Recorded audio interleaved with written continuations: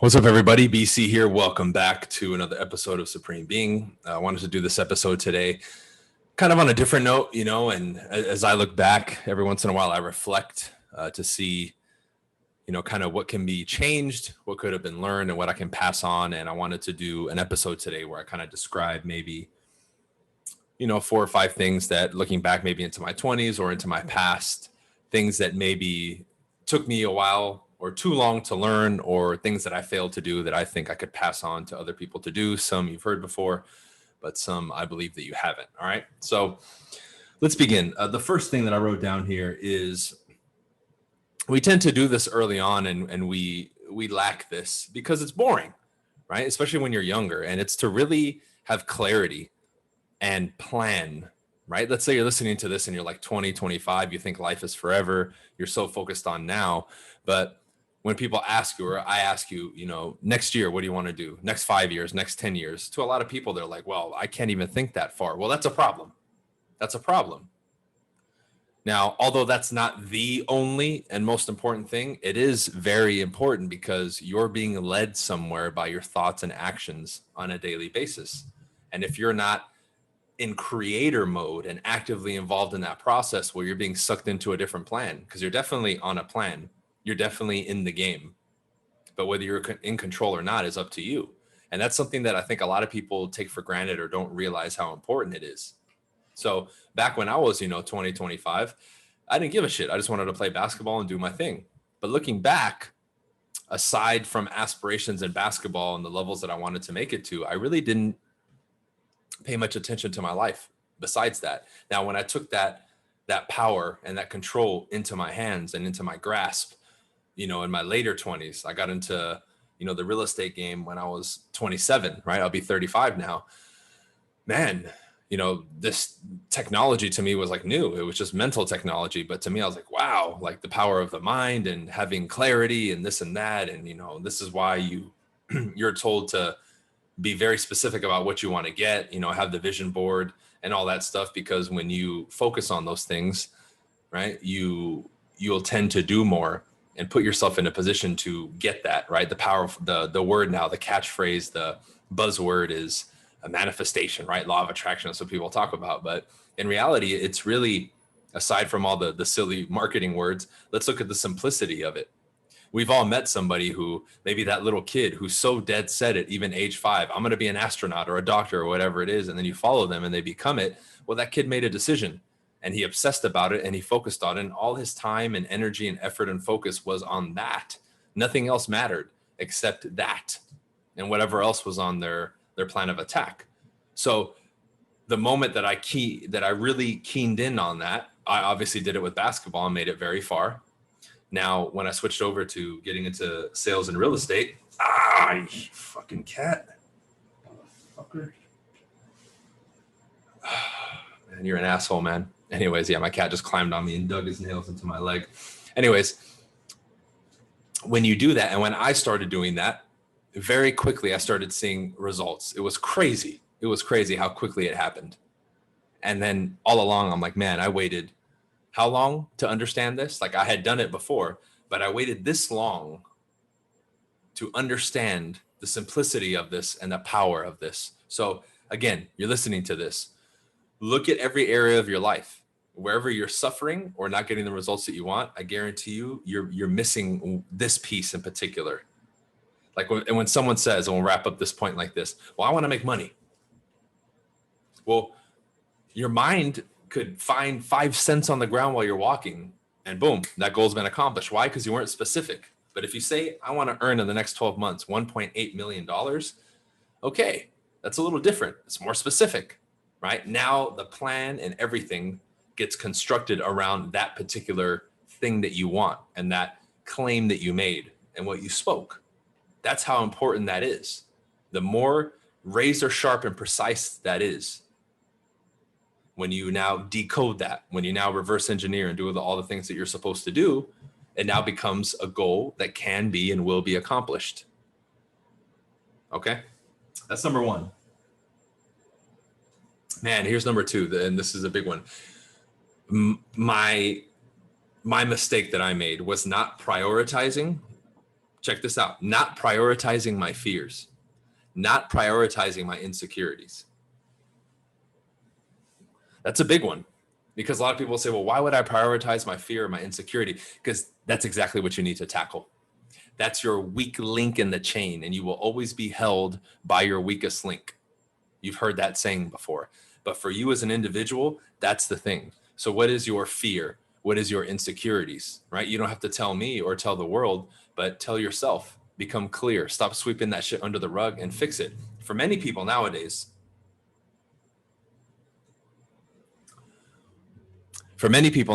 right? Communication is a huge, huge issue. People will say they're introvert, they have social anxiety and all that stuff. None of that shit is true. They're just not comfortable communicating. Okay. That's a normal manifestation of feeling uncomfortable that every human being feels and goes through, virtually all of them, with rare exceptions. And now it's labeled as some fucking problem. Introvert, social anxiety. That's bullshit. That's mental enslavement when you look at that from the proper perspective. Just tell yourself this: I have issues communicating, but I'm working on them and I'm going to fix it. There. Magically, you're cured. Now you have to go about fixing that. And it's not easy to go out and talk to people and feel stupid or knock on doors and do all that other stuff, right? Especially if you're following me and you're a business person and you're in sales, you have to do that. But you have to prioritize that. If that's a priority now, it takes precedent over everything else. Now your plan of action and what you do and how you live revolves around that. So by virtue of that, you're putting yourself in a position to naturally handle it. When you put all these things in place, what you want, again, becomes natural and it just happens and it doesn't feel forced. Dude, will you leave? Come on, man.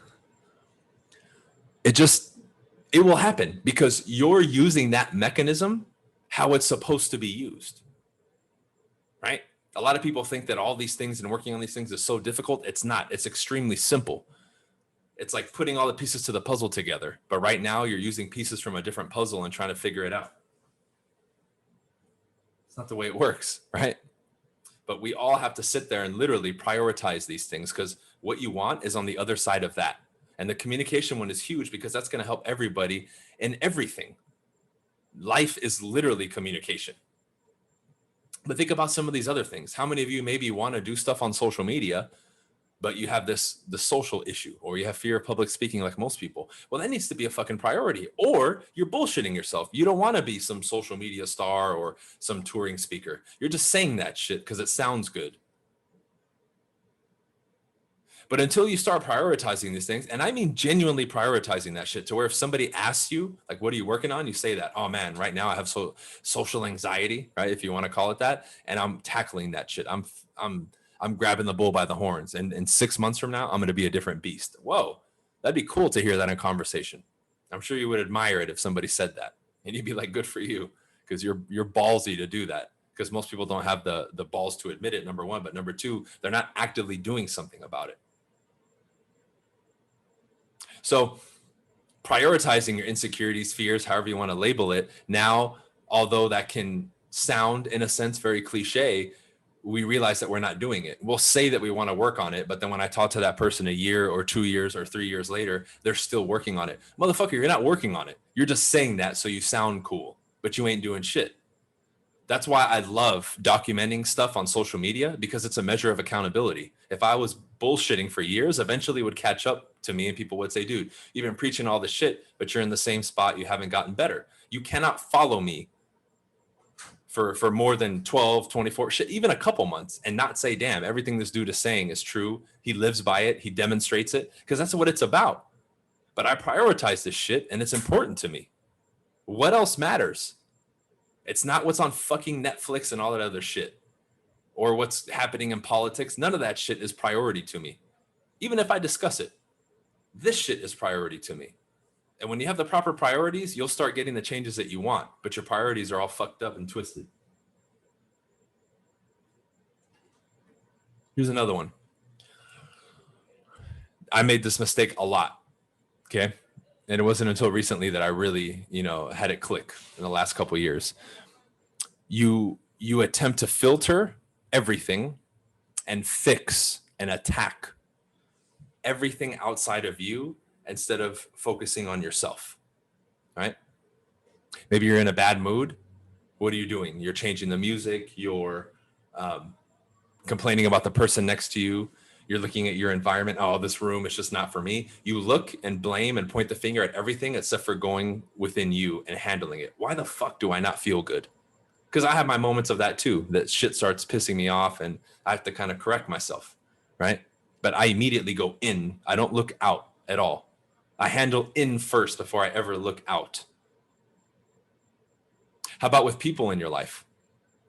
Right? How many of you are desperately trying to save that one person in your fucking life that doesn't give you the time of day, yet you still keep trying and trying and trying? You know how to fix them? Make yourself such a fucking shining example of what a human being should be that they have to stop and be like, whoa, okay, what's going on, bro?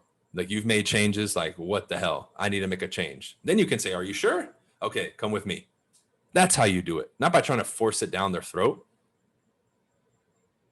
You see, we keep looking outside of ourselves. And again, the younger you are or the newer you are to this, you do it by default. It's not like a lot of people are consciously making a mistake. These are just patterns that we fall into. We're all creatures of habit and patterns, right? That's how we're built. That's how your subconscious mind works, if you didn't know.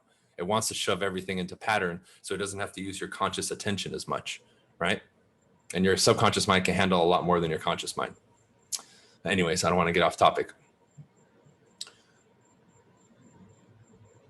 So even if something happened that was out of my control, I would still look within me first and be like, okay, did I contribute to that? What could I have done differently? Like, so the process always starts here first, then it goes out. And I make sure I'm handled here. And we, by default, have been taught to do the opposite, right? Like, let's say you're struggling right now with your diet and your lifestyle. We'll blame other things. Well, McDonald's, it's too cheap, and other food is too expensive, and the advertising and the convenience, and I don't have time, right? You're blaming everything except for yourself when you do that. No, just admit it. You don't prioritize diet and all that. You don't want to take the time to cook and learn or find the places where you can get affordable, fresh produce because you can, and you're just bullshitting it and making a, in quotes, legitimate excuse for your lack of responsibility. That's all it is. Now, people don't want to admit it, but when I come out and tell people it's that, I'm the bad guy. But it's because people won't take responsibility, because that's ultimately what it is. You're taking responsibility and saying, fuck, okay? Now, there's still going to be things in life that it wasn't your fault. That's okay. But I would still rather by default look in first, because then maybe I'll spot something that I didn't spot before, or have the opportunity to fix something that I otherwise would have never have spotted unless I had that process, right? This is a process. And the more you tune into this and you make this your normal mode of operation, life begins to change in a very, very powerful and positive note, because now you actively are involved in being your own creator. What's happening in the world, how you process it, your perspective, the story that you write, the narrative that's being played. If somebody's watching you like a movie, you're creating that story. You're in 100% control if you didn't know. Which is why, like, when I look at my life, I laugh and I'm excited. I'm like, man, this is really cool. Like, if I was watching myself in a movie, this would be fucking awesome. I'd be like, man, this dude's a trip. Look at him, what he does, what he's doing, right? He just moved. Like, this is fucking cool. But I'm the one creating this shit. It's not just by fucking chance, right? So I can stand there proudly of my story and say, please look into my story. It's fucking sick. Like, watch the movie right now. Would you be proud? Would you tell somebody to watch your movie? Because I would. I mean, technically, you're kind of doing it in a sense. You get snippets on social media, and some of you are closer and you see more. But man, I was totally proud. Same thing with my own internal self-talk. Let the world hear it, please. They would be impressed. Would they be impressed if they heard yours? Right? That's the power of self-responsibility. Here's another one that holds you back. Loyalty to bad people. God damn. How many of us will make up excuses for people? Man, that guy's shitting on you. Yeah, but I've known him for 20 years. Who gives a fuck? He's shitting on you. He's ruining your fucking life. I don't give a shit how long you've known him. It's like somebody feeding you poison. Well, he's family. He's fucking feeding you poison, and you're taking it. Why? Why? Right? Improper loyalty will bite you in the ass. It doesn't matter what's going on, how long you've known somebody. If what they're doing is hurting you or to your detriment, you need to get away, right? Stop being loyal to bad people who don't deserve your friendship, your love, your respect, your time, your energy, your money. Money's a big one. How many of you keep fucking letting people borrow money that you know for a fact aren't going to pay you back, and then you bitch and complain about it?